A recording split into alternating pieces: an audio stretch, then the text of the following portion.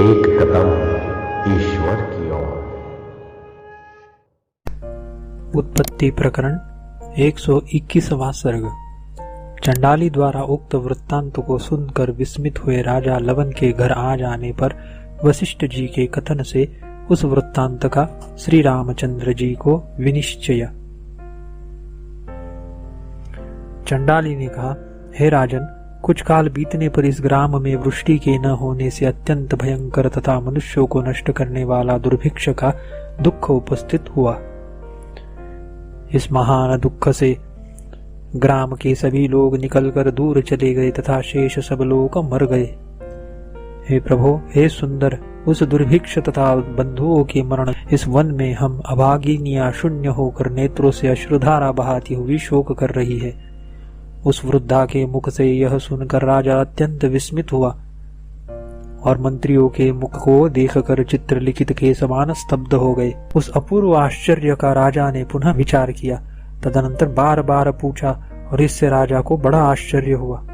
लोक में ऊंच नीच आदि विविध भावों को देख चुके राजा लवन दया से पूर्ण हो गए।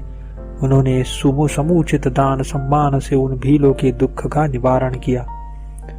वहां चिरकाल तक निवास कर तथा दैव की गति का विचार कर घर लौटे और पुरवासियों से वंदित होते हुए उन्होंने घर में प्रवेश किया। प्रातः काल उस राजा ने विस्मित होकर सभा भवन में मुझसे पूछा, हे मुने, यह स्वप्न मैंने प्रत्यक्ष कैसे देखा? मैंने राजा के प्रश्न का यथार्थ रूप से समाधान किया और उनके हृदय से संशय को इस तरह मिटा दिया जिस तरह वायु मेघ को आकाश से दूर करता है। हे श्री रामचंद्र जी, इस प्रकार यह अविद्या बड़ी भ्रम देने वाली है। यह अति शीघ्र पूर्ण रीति से सत को असत तथा असत को निरासत बना देती है। श्री रामचंद्र जी ने कहा, हे ब्रह्मन, कृपा कर यह बतलाइए कि यह स्वप्न कैसे सत्य अर्थात जागृत काल के अनुभव का विषय हो गया। बड़े भ्रम के समान यह बात मेरे मन में बैठती नहीं है। श्री वशिष्ठ जी ने कहा, हे श्री रामचंद्र जी, इन सभी बातों का विद्या में संभव है। देखिए न, स्वप्न तथा संभ्रम आदि में घट में पटता दिख पड़ती है। जैसे दर्पण के भीतर स्थित पर्वत दूर होता हुआ भी निकट प्रतीत होता है, वैसी अत्यंत दूर की वस्तु भी निकट की तरह प्रतीत होती है। सुख की नींद से बीती हुई रात्रि के तुल्य दीर्घ काल भी शीघ्रता को प्राप्त हो जाता है। जैसे स्वप्न में अपना मरण प्रतीत होता है, वैसे ही अत्यंत असंभव भी संभव हो जाता है। स्वप्न में आकाश गमन के तुल्य अत्यंत असत भी सतसा प्रतीत होता है। चक्राकार घूमने पर पृथ्वी के भ्रमण के तुल्य अत्यंत स्थिर वस्तु भी चलने लगती है और मद से विक्षुब्ध चित्त वाले से देखी गई वस्तु के समान अचल वस्तु भी चंचलता को प्राप्त होती है। वासना युक्त चित्त पूर्ण रूप से जिस वस्तु की जैसी भावना करता है, उस वस्तु का वैसा ही शीघ्र अनुभव करता है। वह वस्तु न सत है अथवा न असत है। अहंत्य आदि रूप मिथ्या ज्ञान जिस समय उदय को प्राप्त हुआ, उसी समय आदि मध्य तथा अंत से हीन असंख्य भ्रम उदय को प्राप्त हो गए। सब पदार्थों का विपरिणाम मन के प्रतिभास से ही होता है, इसलिए क्षण कल्पता को प्राप्त होता है तथा कल्प क्षणता को प्राप्त होता है। जिसकी मति विपरीत हो गई है, वह प्राणी अपने को भेंडा समझता है और वासना से भेंडा भी अपने को सिंहता को धारण करता है। विषम भ्रम को देने वाले अविद्या, मोह, अहंत्व आदि समान है, क्योंकि ये सब चित्त के विपर्यास रूप फल की संपत्ति के हेतु है। कोई कौवा एक ताड़ के वृक्ष में जा रहा था। ताड़ के वृक्ष से कौवे का संयोग होते ही दैववश उसका फल नीचे गिरा। इसे ही काकतालीय न्याय अर्थात आकस्मिक घटना कहते हैं। चित्त के संस्कार वश काकतालीय न्याय से बिना किसी कारण के महान आरंभ वाले व्यवहारों का परस्पर एक दूसरे से संवाद होता है। उस भीलों की टोली में पहले किसी का जो चंडाली विवाह आदि संपन्न हुआ था, वही राजा लवन के मन में प्रतिभासित हुआ। वह सत हो या असत हो, अतएव संवाद का भ्रम हुआ, यह अर्थ है। जैसे विस्तार पूर्वक की हुई क्रिया को चित्त भुला जाता है, वैसे ही की हुई क्रिया का भी मैंने इसे नहीं किया को यो स्मरण करता है। यद्यपि भ्रांति में राजा लवन को अनुभव ही हुआ था, स्मृति में नहीं हुई थी, तथापि अनुभव स्मृति आदि में जो अवान्तर भेद है वह भी कल्पना मात्र है, इसीलिए वह विचार सह नहीं है। यह सूचित करने के लिए ऐसा कहा है। इसी प्रकार स्वप्न में देशांतर गमन में प्राकृत पुरुष भी भोजन करने पर मैंने भोजन नहीं किया ऐसा समझता है। विंध्य पर्वत के चंडालों के ग्राम में ऐसा व्यवहार होता है। यह बात राजा लवन की प्रतिभा में आ गई थी, जैसे स्वप्न में पूर्व की कथा प्रतिभा में आ जाती है। अथवा राजा लवन ने जो स्वप्न भ्रम देखा था वही भ्रम विंध्या पर्वत के चांडालों के चित्त में संविद को प्राप्त हुआ था। राजा लवन की प्रतिभा विंध्य पर्वत के चंडालों के हृदय में आरूढ़ हुई थी, अथवा विंध्य पर्वत के चंडालों की प्रतिभा राजा लवन के चित्त में आरूढ़ हुई थी। जैसे बहुत कवियों के मनों की उत्प्रेक्षा से रचित काव्य शब्द तथा अर्थ से सम्मान होता है, वैसे ही लवण और चंडालों के भ्रांति रूप स्वप्न में भी देश काल और क्रिया भी समान है। उस व्यवहार दशा की सत्ता भी प्रतिभास से ही है। सब पदार्थों की सत्ता अधिष्ठान भूत चेतन सत्ता से अतिरिक्त नहीं है।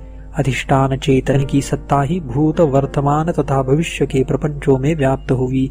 इस तरह अधिष्ठान सत्ता से भिन्न भासित होती है, जिस तरह जल में तरंग तथा बीज में वृक्ष उससे भिन्न भासते हैं।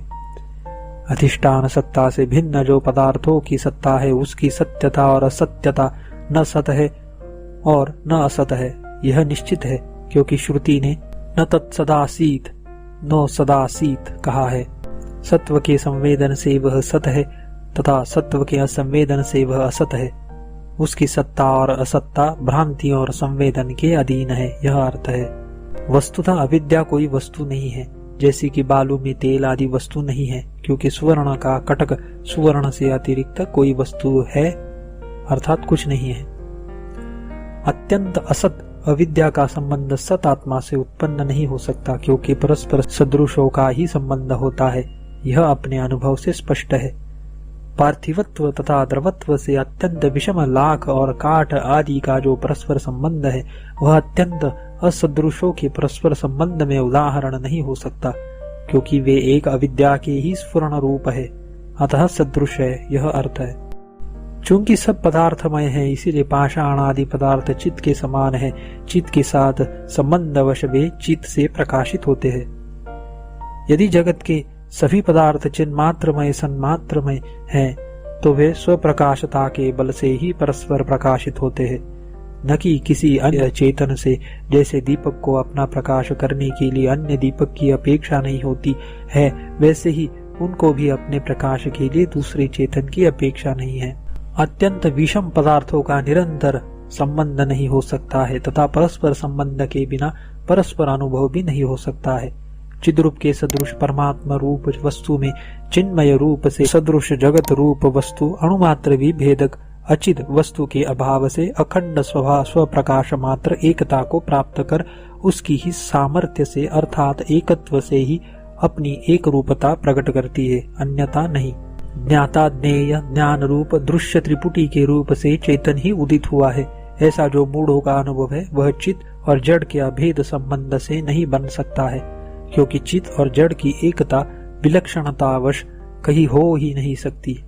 एक त्रिपुटी रूप चित्र में चित्त और जड़ दोनों भेद संबंध से भी कभी नहीं मिल सकते। चिन्मयत्व रूप सादृश्य से यद्यपि चित्त की उपलब्धि होती है, तथापि चित्त की उपलब्धि होने पर भी चिद्रूप वेदनांश की उपलब्धि हुई न कि वेद्यांश की है, क्योंकि भेदक अचित वस्तु के अभाव से वेद्यत्व रूप की सिद्धि असंभव है। अतएव वेद्य और वेदन दोनों अंशों की उपपत्ति नहीं होती है, यह अर्थ है। काठ पत्थर आदि जो भिन्न भिन्न पदार्थ है वे चिद्रूप नहीं है, क्योंकि काठ आदि जड़ पदार्थ गृह आदि पदार्थों के रूप से परिणत होते हुए अनुभूत होते हैं। चेतन कभी परिणामी नहीं होता है, यह अर्थ है। जलमय होने से सजातीय जिह्वा और रस से स्पष्ट उदित हुआ रसास्वाद भी जो कि परिणामी है जिह्वा से ही अनुभूत होता है। किंचित अभिन्न का जो ऐक्य है उसे ही आप संबंध जानिए। वह अत्यंत असमान जड़ और चेतन का नहीं हो सकता। इसीलिए पत्थर आदि पदार्थ जड़ नहीं है, किंतु चेतन ही पत्थर दीवार आदि रूप वाला है। इसलिए परमार्थ दृष्टि से एक ही भाव को प्राप्त हुआ चैतन्य ही सत्य है। दृष्टा दृश्य आदि भाव भ्रम है, क्योंकि काठ, पत्थर आदि सब पदार्थ चिन्मय ही है। परमार्थ रूप में कल्पित काठ, पत्थर आदि रूप से ही गृहादि पदार्थों के साथ उनका संबंध देखा जाता है, न कि वास्तविक चिद रूप से, चूंकि अनंत ब्रह्म ही सब प्रकारों से युक्त होकर सबसे तुल्य भाषित होता है, इसीलिए यह विश्व परमार्थमय ही है। इस तरह उत्तर श्लोक से इसका अन्वय जानना चाहिए। हे तत्ववेत्ताओं में श्रेष्ठ श्री रामचंद्र जी, इस विश्व को आप सन्मात्र ही समझिए। यह विश्व मिथ्यात्व ग्रहण रूप चित्त के चमत्कार द्वारा सैकड़ों लाखों भ्रमों से पूर्ण है। वह चित्त का चमत्कार परमार्थतः किसी से पूर्ण नहीं है। जैसे मनुष्यों के संकल्प से नगर में निवास करने वाले जन देश और काल के अवरोध के लिए परस्पर चेष्टा नहीं करते, वैसे ही सृष्टि को भी अवस्थित जानिए। भेद का बोध होने पर ही सृष्टि तथा अहंत्व आदि भ्रम का उदय होता है। जैसे सुवर्ण ज्ञान का परित्याग करने पर कटक आदि का भ्रम होता है, सुवर्ण में कटक आदि का भ्रम मिथ्या ही है, क्योंकि वे सुवर्ण के ही देश से देश तथा सुवर्ण की सत्ता से ही सत्ता प्राप्त करते हैं। जैसे कटक आदि बड़े भेद वाला सुवर्ण भेद दृष्टि और भेद दर्शन का त्याग करने पर एकमात्र निर्मल सुवर्ण ही है, यानी उसकी पृथक सत्ता नहीं है, वैसे ही दृष्टा और दर्शन का परित्याग होने पर अविद्या पृथक नहीं है। बोध की एकता से ही यह सृष्टि सद्रूप विश्व को असत बनाती है, अथवा असद विश्व को सत्य के साथ एक रसता को प्राप्त कराती है। जैसे मिट्टी की बनी हुई सेना मिट्टी बुद्धि से विचित्र होने पर भी विचार दृष्टि से मिट्टी मात्र की तरह मृण्मयी ही है, जिस प्रकार तरंग आदि सब वस्तु एकमात्र जल ही है, काठ की बनी हुई पुतलियां एकमात्र काठ ही है और घट आदि सब वस्तु मिट्टी मात्र है, उसी प्रकार तीनों जगत का भ्रम एकमात्र ब्रह्म ही है। दृष्टा का दृश्य और दर्शन के साथ संबंध होने पर फूलों में सूत्र की तरह सबके मध्य में अनुगत दृष्टा, दर्शन और दृश्य से वर्जित जो दृष्टा का शुद्ध रूप है, वही इस त्रिपुटी में व्याप्त पर ब्रह्म है। इस वाक्य से अखन्य वाक्यार्थ दिखलाया गया है, ऐसा समझना चाहिए। चित्त के एक विषय से दूसरे विषय में जाने पर मध्य में जाड्य स्फुरण से शून्य चेतन का जो शुद्ध स्वरूप है, उसमें आप तन्मय होइए। जागृत, स्वप्न और सुषुप्ति इन तीन अवस्थाओं से रहित चित्त वृत्ति से शून्य जो आपका सनातन शुद्ध चेतन रूप है, उसमें आप तन्मय होइए। एक जड़ता का परित्याग कर जो कूटस्थ चिद घन मात्र है, आप समाधिस्थ होकर अथवा व्यवहार करते हुए सर्वदा उसमें तन्मय होइए। इस संसार में किसी का न तो कुछ उदित होता है और न लीन होता है, अर्थात व्यावहारिक वस्तु की सत्ता ही नहीं है। इसलिए समाधिस्थ होकर या व्यवहार करते हुए स्वस्थ होकर सुखपूर्वक स्थित होइए। व्यवहार दशा में भी परमार्थ दृष्टि का ही अनुवर्तन कीजिए, यह भाव है। आत्मा किसी देह में न तो किसी की इच्छा करता है और न किसी से द्वेष करता है, इसीलिए आप स्वस्थ होकर आशंकाहीन हो स्थित होइए। देह की वृत्तियों में मत गिरिए। जैसे आप अप्राप्त ग्राम के ग्राम्य व्यवहार में आसक्ति रहित है, वैसे ही सत्य आत्मा में स्थित होकर चित्त की वृत्तियों में मिथ्यात्व दृष्टि से आसक्ति रहित होइए। जैसे दूर देश में स्थित मनुष्य रहता हुआ भी असत के तुल्य है, और जैसे कांट और पत्थर समीप में होने पर भी चेतनहीन होने से ही आसक्ति, अभिमान आदि के अयोग्य है, वैसे ही आप चित्त के को जानिए। क्योंकि आत्म रूप से विचार करने पर अचित्तता ही विद्वानों के अनुभव से सिद्ध है। जैसे शिला में जल नहीं है, जैसे जल में अग्नि नहीं है, वैसे ही अपनी आत्मा में चित्त नहीं है, फिर वह परमात्मा में कैसे रह सकता है। विचार करके देखने पर जो कुछ नहीं है, उसके द्वारा जो कुछ करते हैं वह भी कृत नहीं है, ऐसा मानकर चित्त से परे होइए। अत्यंत अनात्मभूत चित्त वृत्ति का जो अनुवर्तन करते हैं, वे प्रत्यंत देशवासी म्लेच्छों का अनुवर्तन क्यों नहीं करते। श्रुति भी है कि प्रत्यंतवासी जनों में पाप निहित है, इसलिए उनका स्पर्श नहीं करना चाहिए, उनके स्थान में नहीं जाना चाहिए, अन्यथा पाप रूप मृत्यु को हम लोग प्राप्त होंगे। इस श्रुति के अनुसार म्लेच्छादि का अनुसरण करना निषिद्ध है, यह भाव है। हे श्री रामचंद्र जी, आप इस चित्त रूपी चांडाल का निरंतर दूर से ही निरादर करके मिट्टी की बनी हुई जड़ मूर्ति के तुल्य स्वस्थ होकर आशंकाहीन स्थित होइए। यथार्थ में चित्त है ही नहीं, यही मुख्य पक्ष है। अथवा उत्पन्न हुआ भी हो तो वह मर गया है। आज मृतक होकर ही पदार्थों को देखता है, यानी मिथ्या देखता है। ऐसा निश्चय करके आप पत्थर के बने हुए पुरुष की तरह निश्चल होइए। आत्म विचार करने से अथवा चित्त का विचार करने पर यह चित्त नहीं है। आप वस्तुतः चित्तहीन हैं, इसलिए आप ऐसे अनर्थभूत व्यर्थ चित्त के साथ क्यों दुखी होते हो। अत्यंत असत्य चित्त रूपी यक्ष ने जिन लोगों को अपने वश में कर लिया है, उन सुकुमार मति वालों के लिए चंद्रमा वज्र उत्पन्न हुआ है।